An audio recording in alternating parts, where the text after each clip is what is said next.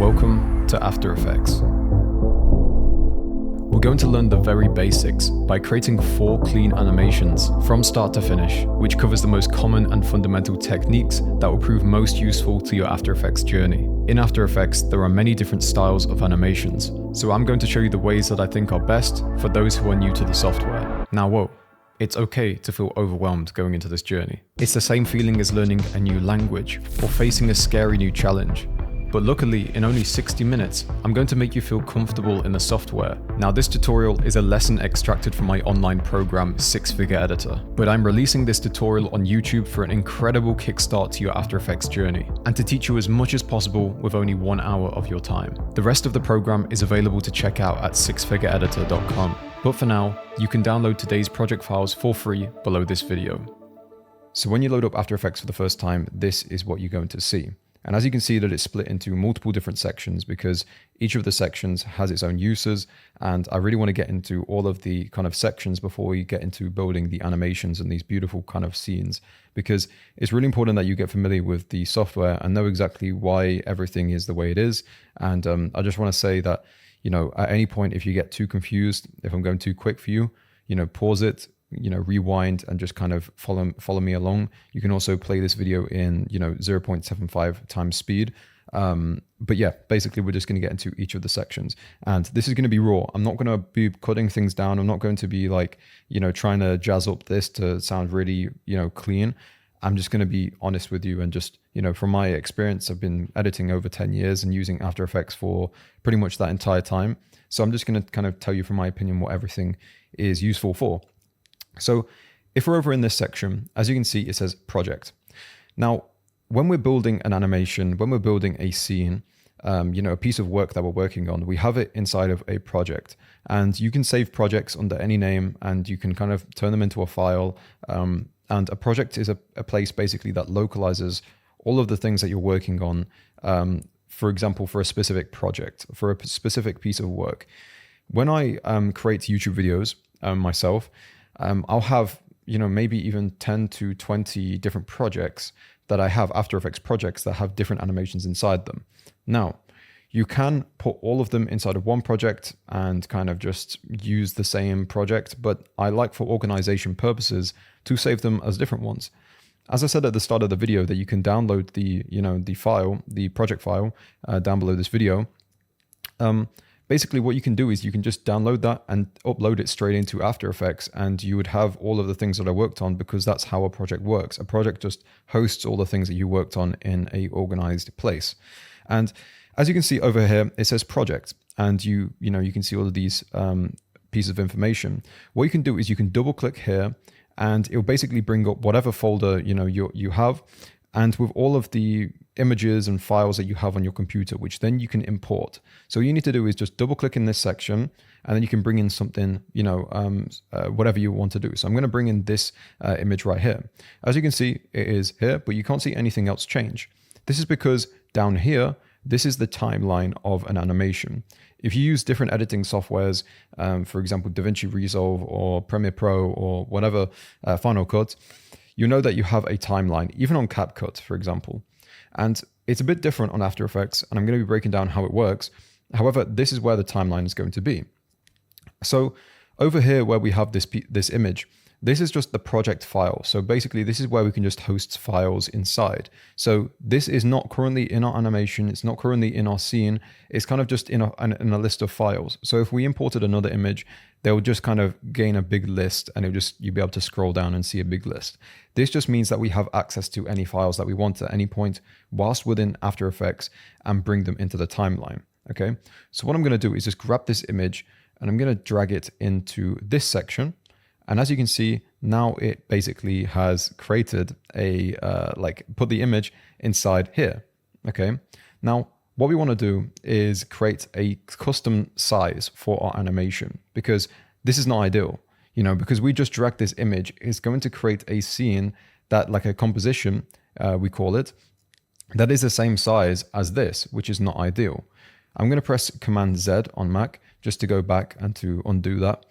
What we can do is we can head up to the top bar on our computer, go to Composition, and then New Composition.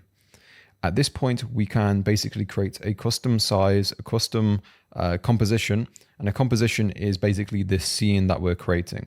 If you have a video that is 4K, resolution on Premiere Pro, like, the video that you're creating on an editing software, or, a client needs a 4K, quality animation, or like a 1080p animation, you basically can come in here and customize it.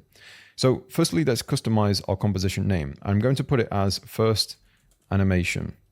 You can do it to whatever. It just means that you'll have good organization by naming things properly. I know as, editors, we end up putting, like some random names and then everything becomes confused. So let's just take this leap and do this. Then we can change the width and height. And as you can see, also the aspect ratio here. So if we type in just right here, 1920 by 1080, we know that that is the 16:9 standard video size. So when you watch a YouTube video, usually they're 1080p. That's what it will say, which is 1920 by 1080p. And what you can also do is click this lock aspect ratio here. And when you do that, basically means if you upgrade the width, it also does the height in proportion to the 16:9 ratio. If you undo that, there you can basically control this freely, which would make a very random size. As you can see, this would be a really random sort of aspect ratio.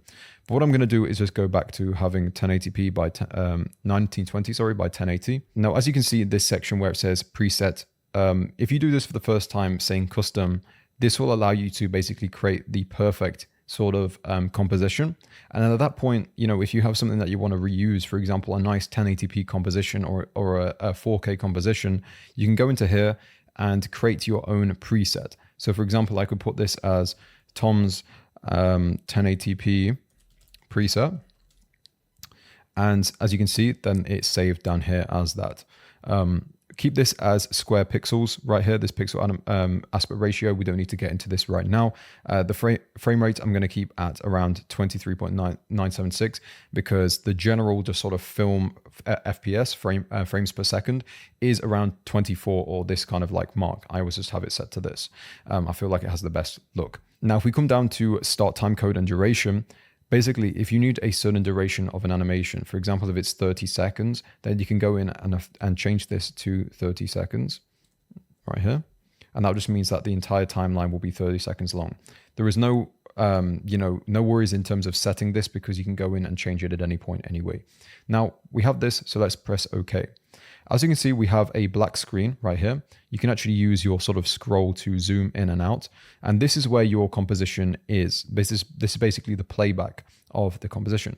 Now, if we drag in this image into the timeline section, everything is in proportion to that, the 1080p resolution that we created. Now, in the timeline section down below, as you can see, we have what says 5 seconds, 10 seconds, 15 seconds. This may look a little bit different to you, but what we can do is basically scroll the timeline if we want to get a finer look using this, which we can just drag along, and then you can have a basically more zoomed in view of the timeline, or we can go straight back to being the most zoomed out, which is the 30-second time frame, which is obviously what we created in the composition. You can additionally press these buttons. So if we click this, it'll basically do one zoom in at a time, and the same for the zoom outs too. Okay. Now, as you can see, this section is split into two. This is the timeline. So it actually shows exactly what's going to be happening by every frame in the entire sort of scene. Okay. Over here, you see the layer information. So this layer is directly linked to this. If we bring in another one, you'll be able to see that there's two now. Now over here, you have the options to change some details about the layer, but we're going to be getting into that very soon. In terms of this timeline right here, how do we make a piece of footage basically shorter than others? How do we make it longer than others? What we can do is essentially go to the very end of this clip right here, because it's 30 seconds long. This image is going to be in the timeline, and we can basically get this end and drag it back to whatever duration we want. So for example, we could do it to around 5 seconds. Then we can maybe zoom in to get a better look. Okay. And this means that, after 5 seconds, if we play this back by pressing space, be able to see that at 5 seconds, it disappears. Okay. And we can also move around this clip on our timeline by actually just clicking down and dragging this clip around. So if we want it to come in at 2 seconds, we can do that by dragging it to that mark. So if we go to the very start press spacebar, you'll be able to see that after 2 seconds, it comes in. And we can basically play around with this, with all of the layers and all of the pieces of, footage and resources that we bring into the project itself. Now, what I want to do right now is basically create our first animation together with very simple principles, and I'm going to show you how to do that. So first of all, I'm just going to press backspace on this layer to delete it and basically just have a fresh animation space. What we're going to do is create this animation that is on screen right now. And as you can see, there's lots of moving elements, and we're kind of getting into this moment where now we're going to be actually moving things around and making it work as, an actual fluent animation. And let me just tell you, this is going to be very simple, and this is going to involve shapes. So it means that we don't need to import anything into the software itself. Now, we have two methods of making shapes. We can either go here to where these layers are on the timeline and right click, new, and then go to shape layer. However, there is no need to do that. What we can do instead is we can just go up to this right here. We can actually hold down and you'll be able to select, what kind of shape that you want. For us, of course, with this animation, we are just going to start with a rectangle tool because we want to create these side sort of paddles that are being hit against the ball. So if we just create this, we basically now have this on the cursor, you'll be able to see this sort of like shape, like overlay. So if we basically just go into the center and we're just going to drag and let go like this, okay? And as you can see now, if we actually just change to have this, which is just the general selection tool, you'll be able to see that we now have a general shape layer inside of our composition.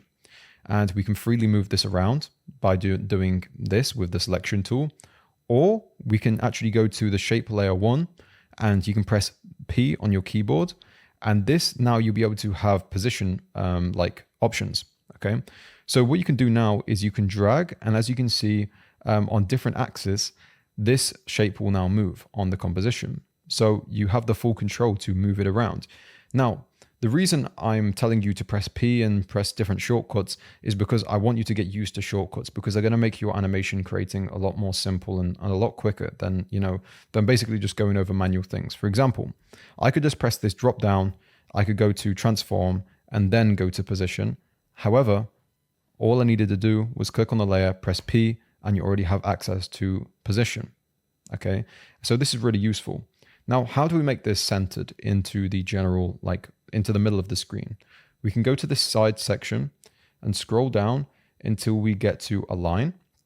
Click on align, and then we're going to press these align horizontally button and the align vertically button. And now you'll be able to see that that is in the dead center middle of the screen right here, okay, which is perfect. Now, how do we create the movements? Well, this is a thing where we need to introduce keyframes. So what are keyframes? Essentially, over time in your timeline, we can basically set a start point and an end point of a value. A value can be position, it could be rotation, it could be size, basically any value that can be changed in some regard. And we really have as much freedom as we want with this. But as I said, it allows you to have a starting value and an ending value. So this could mean that, for example, we have a starting value of the shape being up here and an end value of the shape being down here. So how do we do this? If we just go to the start of our timeline right here, just drag this to the very beginning, what we can do is press this button right here, which is basically allowing you to now start creating keyframes. If we have this on, you'll be able to see that on the timeline, this kind of dot has appeared, and that is an actual keyframe itself. We can change the value of this keyframe in any way we want. I'm going to change the value by actually making, the shape being up here, for example, okay? In fact, I'm going to bring it to this side section, like here, okay? Now, that basically just sets a value of this keyframe. And if we go to 5 seconds right here, so we just bring this over to here, and then we change the value to being all the way down here, you'll be able to see that line that appears in the composition view back. And what this allows you to do, if you go to the very start and play, you'll be able to see that there's now movement because you set basically a difference in values between these two keyframes. So how can we make it go back to the top again? So it's doing the same thing as the animation. If we go to the 0 second mark, we able to see that the value, this sort of vertical value is 310. Okay. So if we go back over to, let's go to the 10-second mark, and then we're going to go into this value and put in 310. As you'll be able to see, it goes back up. So now if we play this back, you'll be able to see that it goes all the way down. And this is going to take a moment, but then it bounces all the way back because it has 3 different values now on the sort of time, the time line. So right now we can make this go quicker by bringing the values closer to each other. So if I bring this really close to this one, you'll be able to see that it moves a lot quicker now. But there's a bigger space between this next keyframe, which means it's going to go a lot slower. And that's just generally how it works. So let's just create the second paddle and basically get this working. We're going to set some variables right here. So if we go to 0 seconds, I'm going to zoom in very quickly. We're going to have this value at 2 seconds. So it's like this. And then bring this next one to 4 seconds. So we have things very nicely even. I'm also going to create one at 6 seconds. 839. Okay. So 839. There we go. What I can do to make an exact replica of this shape is basically click it and then go to Command D. Now you've made an exact duplicate, even with the different keyframes and the different values that have been set for it, basically duplicating it. So if I press P on this layer 2, you'll be able to see that also the keyframes are on this layer. Now, what I can do is essentially, obviously we want the paddle to be on the other side. What I can do is, granted that you're on one of the keyframes, so you can see over here that, we're kind of sitting on one of the keyframes right now. If we just drag our cursor, so we click and drag, so all of them are highlighted, and then we're going to drag this across. As you can see, the entire sort of movement of it is also going to be aligned, like all of the keyframes are affected. So I can bring it to here, for example. If we go to the very start, we'll be able to see that both of them are operating at different sides of the composition, okay? So what I'm going to do to stagger this, so basically they're moving at different rates and, they're not actually just kind of moving in a parallel, way. These are all selected still. If I move them back slightly, so I'm going to move them back right here. Now, if we start from the beginning, be able to see that now they're not working, together. And this is where we're going to be getting into sort of a multi-motion sort of level. I'm going to bring this over to the 2 second mark. So they are complete opposites now. Okay, so if we play this now, they are complete opposites. Okay. I'm going to go to the 0 second mark and I'm going to actually set a value 839 on this one, which means that it's going to be starting from the very start anyway. So there we go. We can see that they're moving at complete opposites. Okay. Now, as you can see, after a while that the motion stops. Okay. And basically we can continue to, set these keyframes going, whatever, and we can keep doing this for forever. We can set it all the way to the 30-second timeline. However, there's a better way to do this. As you can see, there's a bar just above our timeline here, and you can see the 2 sort of blue endings. This is our working area, essentially. If we drag this right down, I'm going to drag this to around here. As you'll be able to see now that this is the only thing that's going to be playing. If we kind of drag this right down even to the beginning section, you'll be able to see that it keeps looping when it hits that end blue mark, which is really important because, when we're working on a certain project and we kind of just want to keep a certain section looping and just to work on a certain section, we can just have this working area selected. Okay. But for now, we're going to drag this out a little bit. Now, how do we create our ball? How do we create this ball that's going to be bouncing in the middle? Well, once again, we're going to go to the shape area. We're going to hold down and we're going to go to ellipse tool. Okay. And what we can do to create an ellipse, if we just actually drag, you'll be able to see that it creates a very free shape. It doesn't have any certain size to it. Okay. But when we're creating the shape, if we hold shift, it basically creates it as a perfect circle. It's the same if it was like a rectangle or a square, for example. It does it to exactly the same proportionate values. So I can keep moving this freely. As soon as I start holding shift, it makes it basically lock to doing a full shape. So we're going to do it to around this size. let go. Once again, we're going to go to align, and we're going to align this in the middle. Now, just a quick rule which is going to help you to understand everything going forward. What is this dot right here? Well, this is an anchor point. This is essentially whatever layer that you have selected, there is an anchor point for each of the layers, okay? And for these two, I should have, actually told you about, getting this thing aligned, but it doesn't really make sense to do it for these rectangles. However, with this ball, I'm going to show you. So basically, what you can do is you can head over to this tool right here. I would actually do it, which is the anchor point, basically that matches with this. An anchor point is basically the starting point of a shape. It is the center of the shape. So if we rotate a shape or if we move it, it will go via that anchor point. Okay, so see it as the dead center of a shape or an object or whatever it might be, and you can use this to your advantage. For example, if you want it to a shape to rotate around a certain like point, for example, like a corner of a like rectangle, then basically you could set the anchor point to that bit, and then it would start rotating around this anchor. Okay, but we're going to basically set this to the dead center of the ellipse right here, and if it doesn't snap for you into the middle, what you can do is toggle this snapping thing right here, and basically, yeah, it will just snap straight into the middle. Okay, and that's simply it. Now we want to make this snap essentially between the two paddles right here. Okay, I'm actually going to make this full screen. If you start zooming out and in, then it's like you can get a bit messy, but what you can do is just go to this drop down and press fit, and then it will just fit into this into the box nicely. So what we want to do is basically go and onto this, circle layer, press P once again for position. And I'm going to start this position you can actually drag this yourself, as I said before, with the selection tool. I'm going to turn off the snapping so it doesn't start snapping right here. And I'm going to basically bring it to hit the corner of the composition sort of view, and then the next part is going to hit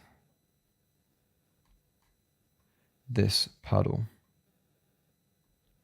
So what you're going to see now is this motion. Okay, which works really well. Now we have this initial animation that you've just been able to do out of thin air. And as you can see, we have this sort of working area. I'm going to extend this a little bit because I want the ball to continue. So now that the ball is hit from there, we need to think from a physics point of view, kind of the natural movement of animations. This is like the key to animation is to make things seem as realistic as possible, to have kind of like realistic movements of objects. For example, if you ever had a human that you're animating, you want them to have human characteristics. How do they move? How do they react to certain things, And it's the same with balls, for example, in this scenario. You need it to actually move properly, because if we then kind of, for the next keyframe, we went all the way down, this now just mitigates the whole realism, because that is not what a ball does, when it hits an object. So where would it go? Of course, the ball would go sort of to here. Okay. Now, if we just bring this down.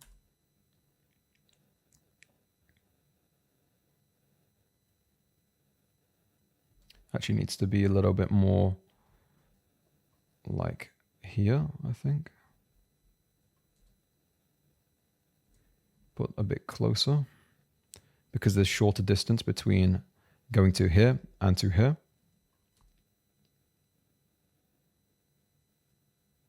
As you can see, now this is realistic. So well done, you've made your first basic animation in After Effects, you have a basic understanding of the software and how things move and operate, and now we're going to move on to the second example, which just makes things a little bit more advanced, and we're just going to progress nicely. So if we stop this video, we're going to go up to Composition, drop down, and then click New Composition, and we're going to create second animation with the same preset, click OK. As you can see, now we have two different tabs. If we go over to first animation, we'll be able to go on to, what we've been working on in this one. And then we can go over to the second animation tab and basically create our own, separate animation within this one. So in this animation, we're going to be using a bit of text. So how do we create text? Well, the simple way is just to go up to this T icon up here and then going over to your composition and clicking. And as you'll see, if you be able to type in now, you'll see it appear. So we're going to just put animation right here, press the selection tool just to get off this and go down to align. And we're going to align this in the centers again.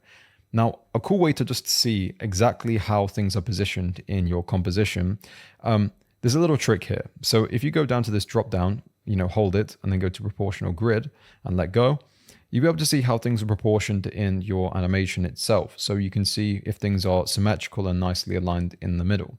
Okay, so this is a nice little way just to see how things are centered.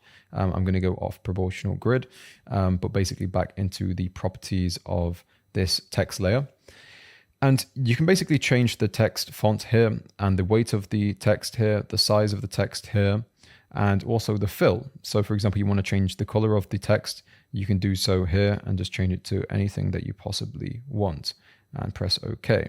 So for this animation, how did I create the cool pattern that goes across the pieces of text? As you can see, we can edit the color, but how do we have that pattern? Well, this is where we're going to be using a thing called matte. And the cool pattern is essentially footage, which I'm going to import now. So now that this has been imported, as you can see, if we actually double click on this, we're able to just view the footage itself. So it's this just cool pattern that moves alongside by itself. Now, I'm just going to press X on this and go back into the composition. I'm going to drag this into this timeline area.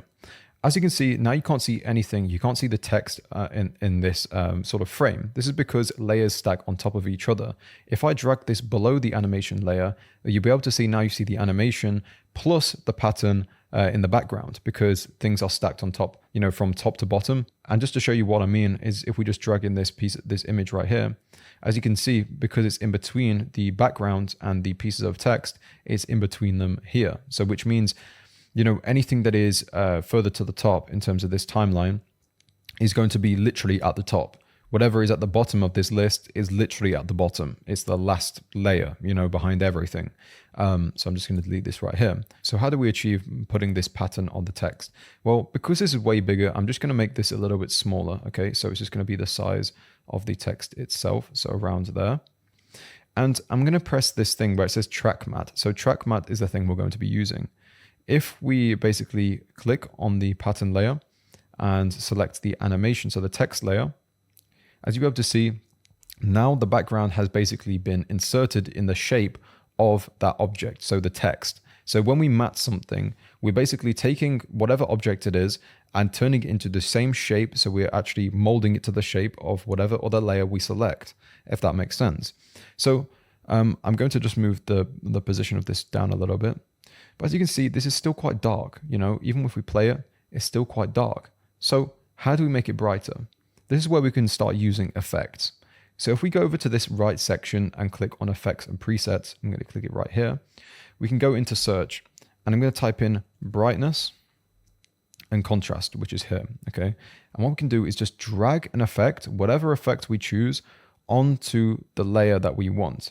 And of course, we want it on the pattern layer because that's what is being visible, So if we go to the brightness and we just start whacking this up to a higher brightness, as you can see, now we have a nice clear view because it's been made a lot brighter. So now if we play this from the start, as you can see, it looks really, really cool. However, I still think that this is a little bit too dull and it's not bright enough. What we can do is duplicate effects, because what we can basically see if we're selecting this layer is all the effects in this section. Okay, if we click on the animation, we have no effects that is present on this text layer. But I still want this brighter. So how can I do it? We can do the same thing we did as layers, which is duplicating. So if we select this effect, we go to Command D. As you can see, now we have a very bright layer. If I play this from the very start, as you can see, this looks absolutely beautiful. This is like Apple level stuff where it's just like you have a nice bit of text with, a background that's attached to the text. And this just looks so clean. Now, the one thing that I think we can add to this is the kind of sizing of it, because it feels a little bit too still. The size of the text isn't getting any bigger. And, for example, if we do make it bigger, as we, know the background size is only this big, right? So if we made the text size bigger, sure, it'd get bigger, but also we'd run out of the pattern because it was only a certain size, right? So what can we do in this situation? I'm going to go back to the original size it was. So what can we do to make it just gradually get bigger as the timeline goes along, but together? We can use a thing called pre-compositions and pre-composing things together. If we go, I'm going to click this layer. I'm also going to hold Shift, and then basically both of the layers are selected. We can then right click and then go to pre-compose. What this does is basically makes a sort of composition, a sub-composition. As we know, a composition is kind of just like the general animation, right? We can make a pre-composition, which is basically a folder together of multiple layers inside. So then we can just basically do what we want to do with it, whether it's the position, the rotation, whatever it might be, to this pre-composition as one, and we can still edit what's inside. So I'm just going to put text as the name, and we're going to press move all attributes into the new composition, which means all of these things are going to move inside of the pre-composition. I'm going to press OK. Now, as you can see, we just have one layer, which is the everything, okay, right here, okay. So what I'm going to do now, I can basically affect is the scale. So now I can make this bigger and everything stays the same because it's the exact same things that were inside, right? We can actually still go into, by double clicking the text, this sort of pre-composition layer, and we can go in and change anything we want to do.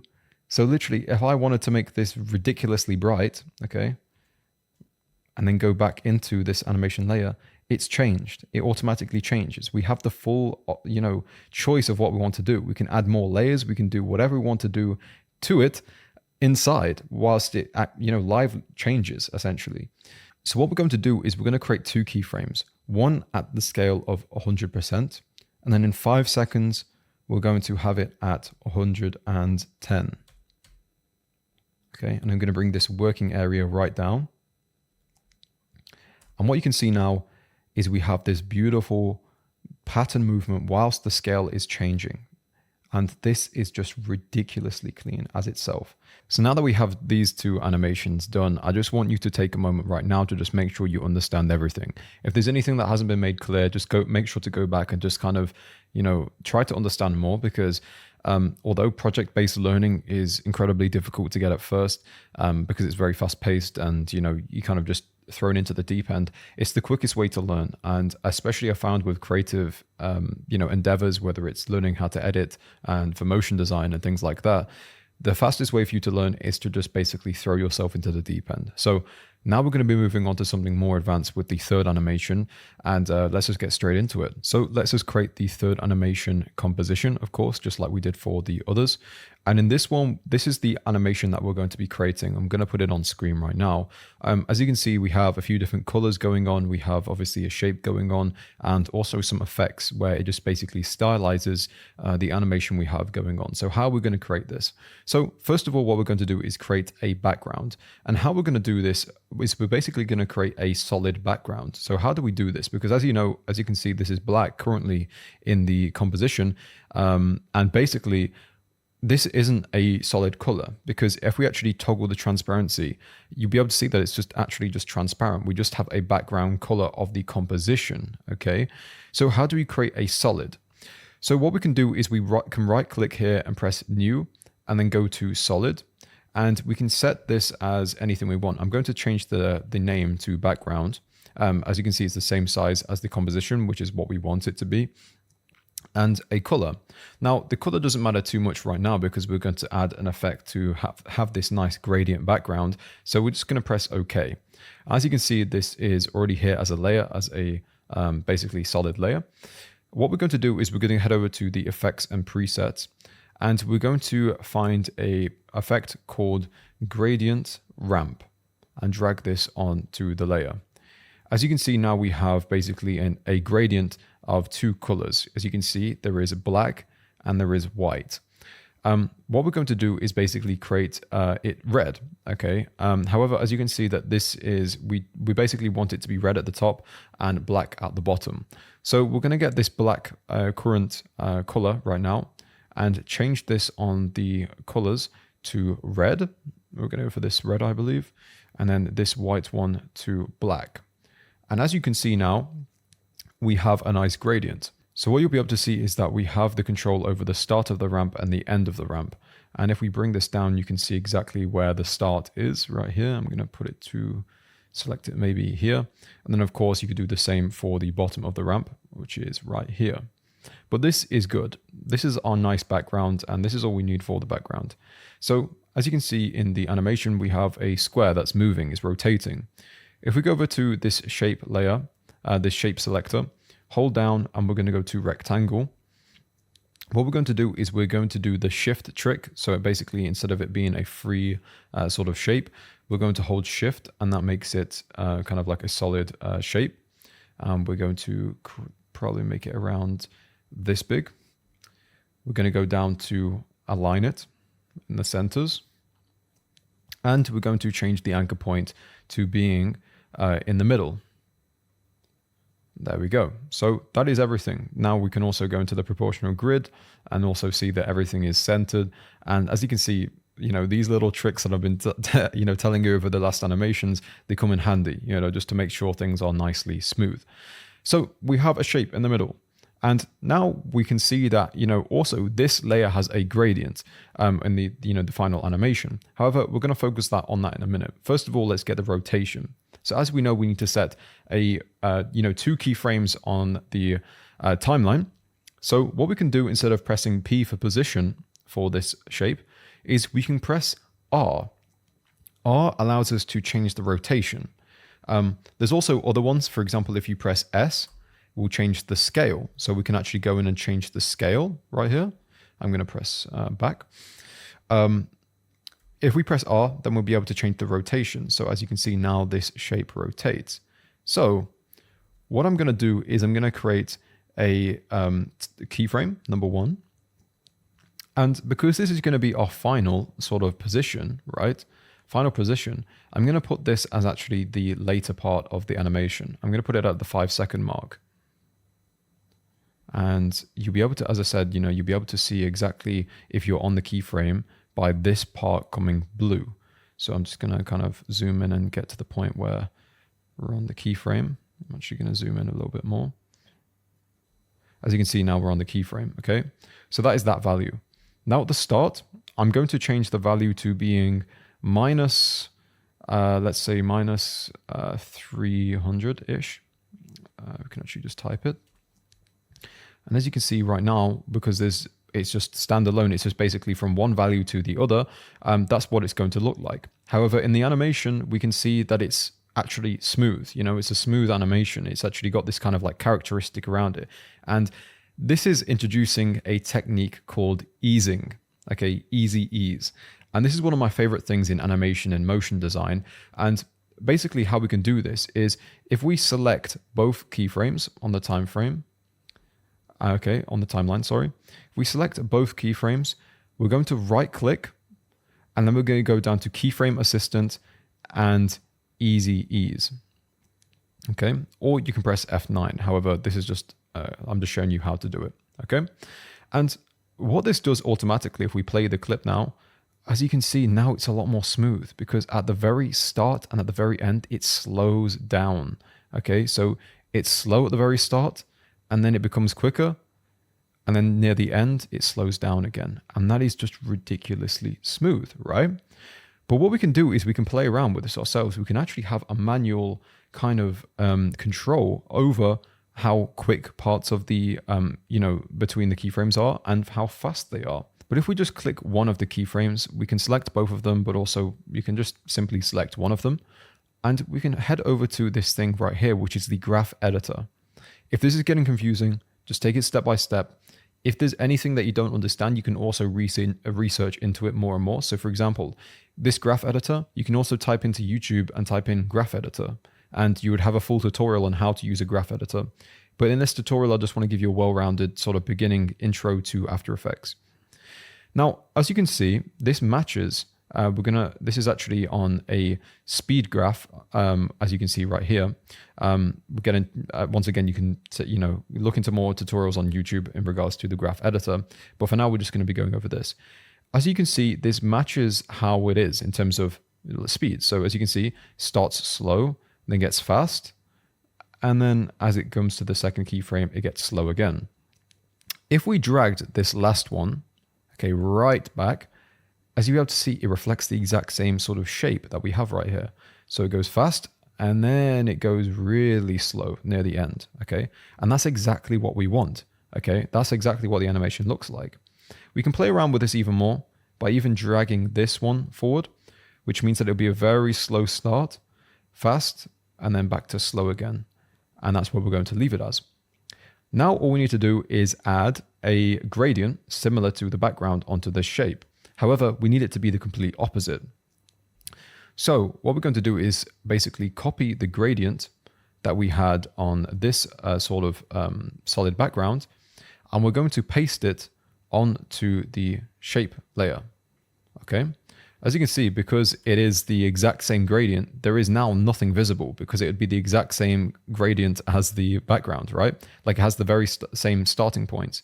However, if I pull down this right here, which is the starting point, and brought up the end of the ramp, be able to see that now you can slightly just see it because we've just changed the the start point of the ramp and the end point of the ramp. But what we're going to do is we're going to flip it. Okay, I'm going to press swap colors. Okay, just this button, which means it's just flipped on its head essentially now. And as you can see, now we have this opposite of the background, right? I'm going to zoom out and just change the working area. So we just have this area on show. Great. That looks really nice. I'm going to make the reds slightly more bright. So I'm going to put it around here. And the next one, the same exact red, but just the opposite. As you can see, this looks really, really clean. You know, this looks cool, but it looks nothing like the square in the final animation. So how can we add this cool little effect to it, this shine effect? If we go over to the effects and presets panel and we type in CC light sweep and then drag this onto the layer, you'll be able to see now we have this nice little kind of like light that's shining down on the object. Okay, this is just a cool little effect that we can add on. However, what we can do is we want the light to just go directly down, right? We want it to go directly down from the top, okay, to kind of match this gradient we have with the background. So what we can do is change the direction of it to just 0 degrees, okay? So now we can see that the light is shining from the top to the bottom, okay? We want to make this light wide, so we up the width right here. So as you can see, we have this nice kind of width, but we want to make it red. So we can change the light color to a red, okay, a really bright red. And now, as you'll be able to see, we have this really cool effect. I feel like this light is too sharp though, going down the middle. So we'll change the shape of it to linear. And that has much more sort of like, less focused sort of just, shine down the middle. So I'm just altering this width to around, I think, 100. Let's make it 100. We'll make the sweep intensity 20. So it's not as intense in the middle, but more so on the edges of it. And as you can see now, we have this really cool effect. And now you've made your third animation. And this looks really, really cool. Okay, so this is really cool. Like the shape looks really nice and stylistic, the actual square, this square in the middle. However, the background just feels a little bit too plain. There's nothing really happening in the background. What we can do is we can head over to the second animation panel, okay? And what we could do is probably just take in this background that we have, this background right here, that's behind the text, and maybe add it into the background of this, So what we can do is we can head over to project, and we can find this video, so the sort of this pattern thing, and in between the background and the shape. So obviously the color just doesn't match because, we have this really like vibrant blue and we want it to be the same as the gradient background, right? So how do we do this? Well, this is where we can use modes. Okay, you can see this section that says mode, right? And we can change it by a drop-down menu right here. Now, just one thing to quickly say, if you cannot see all of these, options right here, you can go to click toggle switches/modes, just in case you can't see it. And basically this will allow you to see it right here. But if you go to the modes, we can then choose something. So for example, how this overlays onto the layer before it. So the background layer, okay? If we went on modes, for the shape layer, it would basically be affecting how it, overlays the layers before it. Okay, so specifically the layer before it. So we're going to do this for the background. If we just went on basically just like screen, for example, you'll be able to see that now like it screens the red from the background, so it looks like this. However, this isn't perfect yet. Okay, it doesn't have the look that we're looking for. So if we go over to, for example, saturation, now we're getting into some cool territory. This looks really, really nice, and I think this is really effective. Let me just test around to see what others might look. Okay, luminosity looks really, really cool. Okay, nice. Now let's stylize it a little bit, because this is too sharp, because we want still the center sort of like object to be this one. We don't want people to be looking at this background. So let's add some blur. What we can do is add Gaussian blur, drag this onto this abstract layer, and then up the blurriness. And now, as you can see, now this is quite blurry, okay? So we haven't got all the finer details. I still feel like it's a little bit too in our face, so I'm going to go into the effects and presets and add brightness and contrast and bring this into the layer. Just going to bring the brightness a little bit down to maybe -50 or so. And this looks really cool. This looks really cool. Okay, nice. So this is a really cool animation, and I feel like it takes it up to a new level. Considering just a few minutes ago, we were producing this level of animation is crazy. We were just starting with such a basic thing of just kind of understanding the physics of moving objects, and then moving on to, this text animation, which then shows, this nice kind of effect in the background, to now being able to produce this, which is like next level compared to, what we were just at. Now, I want to create a fourth animation real quick, just to have a new kind of understanding of After Effects and a new kind of style. So let's go ahead and create in a new composition and the final one. And then after this, I'm going to show you how to export animations. Okay. So let's just create this fourth one. And what I want to do, of course, because this background is automatically black in the composition, what we can do is we can either go into the composition settings and just change it ourselves. However, I just want to, out of good practice, make a solid, okay, and we're going to create a white background. I'm just going to rename this to white background, and there we have it. Okay, what I want to do is basically create an animation that kind of says, "Hi, I'm Tom." It's kind of just an introduction, kind of like Apple effect, like animation. So like the Apple text kind of animation. So what we're going to do is we're just going to make a new text layer, and I'm going to make it say, "Hi, I'm Tom." And it's gone off the screen. I'm going to select this all, and I'm going to make the size of it smaller. Okay, I'm going to make it probably around this size. I'm going to change the color of it to black, and I'm going to center it. And I'm going to change the anchor point to being in the middle. Okay, so now we have some basic text in the middle. I'm going to change the type of font this is. I'm going to keep it the same font. However, I'm going to make it probably a...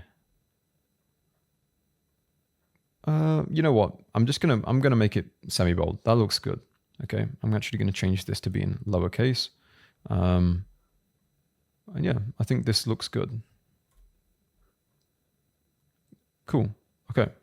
So I want to animate this, and I want to animate them basically all individually. So the hi and the I'm and the Tom, I want to animate them separately. However, I find the quickest way, instead of creating just, 3 new text layers and just being like, okay, I'm going to make one hi and then make another one I'm, and going into this process and then trying to align them up and all of this, issue.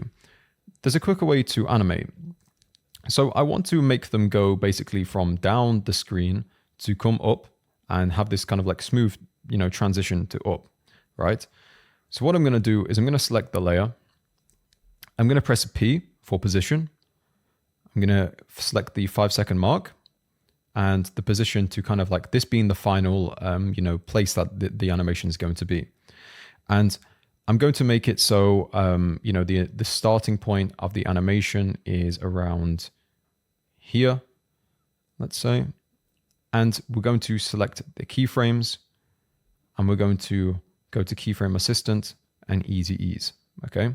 So right now we have this, okay? I'm going to go into I'm going to open the graph editor just to change this, okay? Because I want it to be a bit of a more sudden start, but then a gradual ending. So we'll go like this. Okay, going to be a bit more sudden at the very start. And this is what we have right here, okay? What I can do now is basically introduce a thing called masks. Now, masks are basically a way to select a certain area of a layer and basically make that thing the only thing visible, okay? Mask is basically to create a shape on a layer that only shows that part visible, if that makes sense. I'm going to show you what I mean right now, okay? So with this layer, if we basically grab this rectangle tool, we can create a mask ourselves. What we can do is just by having this layer selected, is we just drag over a certain section of the layer. And now this is a mask.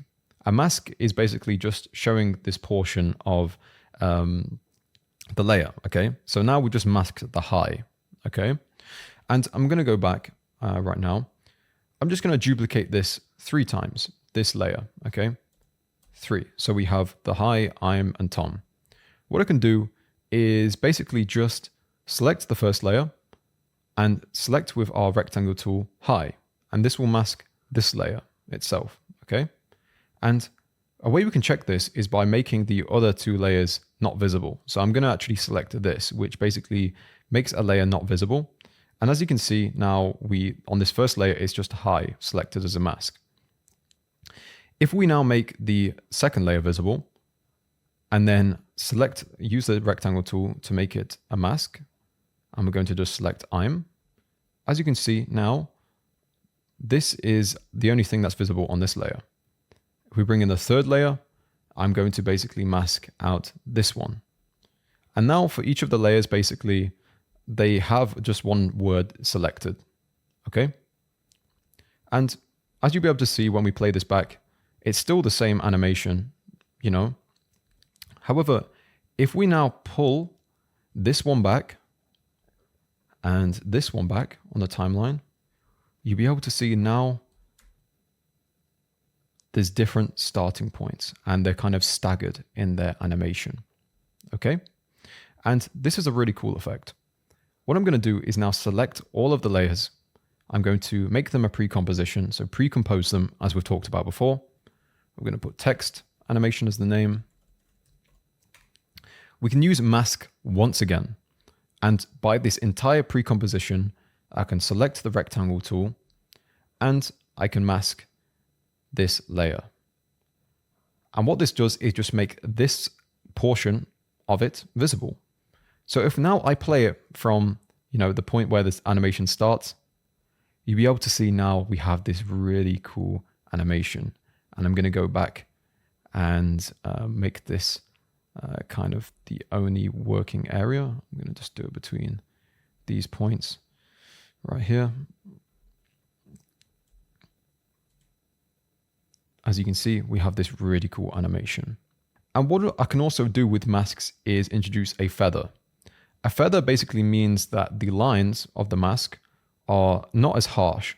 So if I up the feather right here, as you can see now it becomes more soft of a line. So what that'll now be really cool with is now with the animation, it's nice and soft for that mask. So we have a really cool effect, of an animation here. We have this animation, which looks amazing. It's amazing text animation.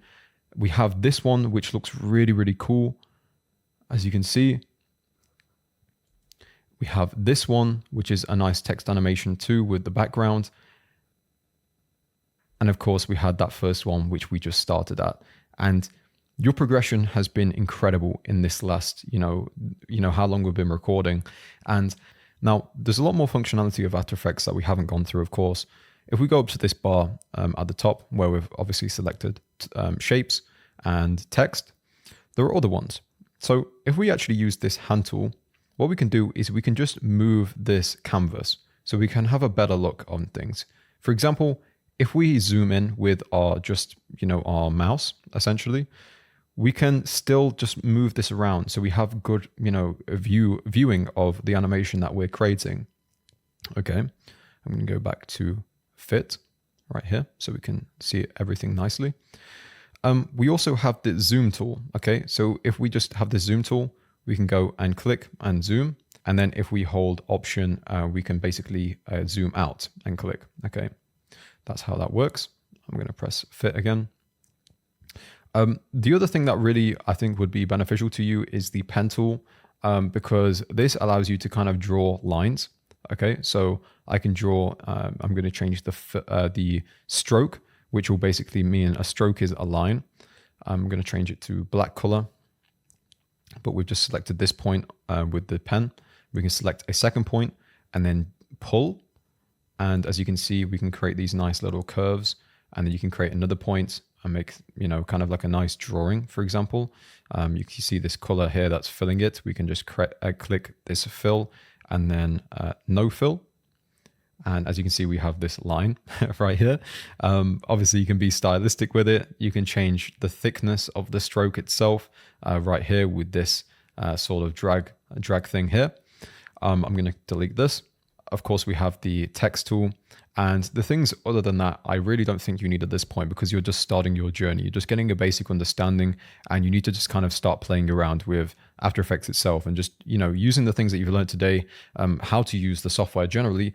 Just play around, create your own text, create your own shapes, create your own scenes, and just have a play around with it. Now, the last thing to just go through is to, how to export projects at this point, because we've created these cool animations. How do we export them?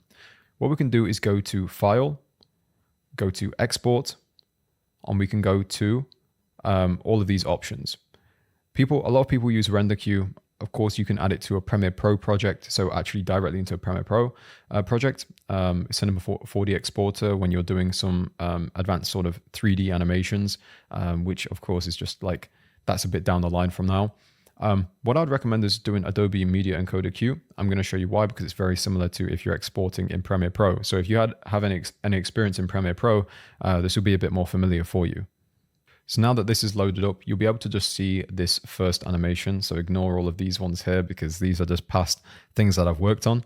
However, you'll be able to see your animation and it'll say ready. Okay. What you can do is basically go into here and change the output file. So you click on it and you'll change exactly what is the output. So where does it go on your computer?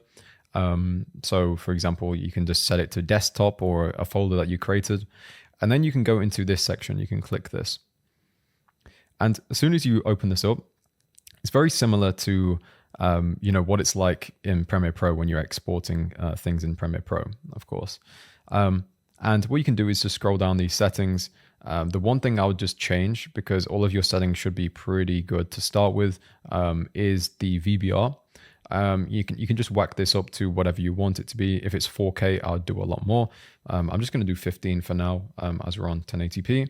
And then all you can do is press OK, and then press this play button right here, and I'll start the queue and basically start rendering your animation. So as you can see, it's already been done. It was that quick, and that'll be it. And you already have the exported video. So hopefully this has given you a good enough insight on how to kind of start your After Effects journey, and just, how to use After Effects to make some really cool, simple animations. So this module would have given you just a basic understanding of how to create your first animations in After Effects and just have a basic understanding of the software. We have tens and tens and tens of modules to go through in terms of After Effects from now in the rest of the program. And we have obviously video editing sections of Premiere Pro, DaVinci Resolve, and Blender, and all of these different things to come up from now, and obviously building your business. So basically, get prepared for the later modules. I hope this has been a useful one for you, and I'll look forward to seeing you in the next one. Six Figure Editor is built for your success. With all of the templates and resources that you need, your new family by your side in the community, us on weekly Q&A calls for guidance, and of course, the world-class program itself. So take advantage of this opportunity, and I look forward to welcoming you inside.